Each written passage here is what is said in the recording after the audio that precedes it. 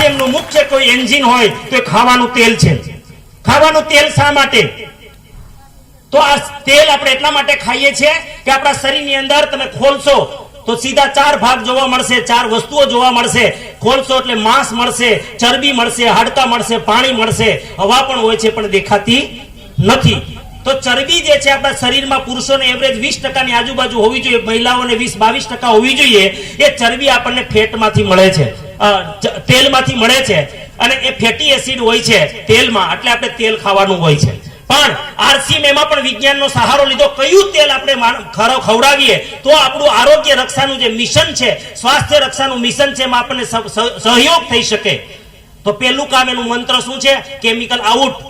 તો RCM પહેલું જ પસંદ કર્યું ફિઝિકલી રિફાઇન્ડ, કે જેમાં તેજાબ વાપરવામાં ન આવે, કોસ્ટિક સોડા વાપરવામાં ન આવે, અને પેટ્રોલ વાપરવામાં ન આવે।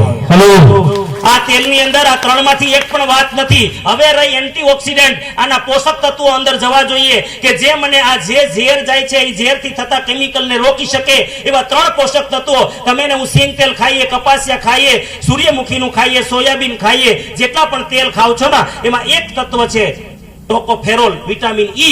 જ્યારે RCM પસંદ કર્યું છે રાઈસ બ્રાન તેલ, જેની અંદર 3 પ્રકારના એન્ટીઓક્સિડન્ટ પોષક તત્વ છે, ટોકોફેરોલ, ટોકોટિનોલ્સ ને ઓરિજિનોલ।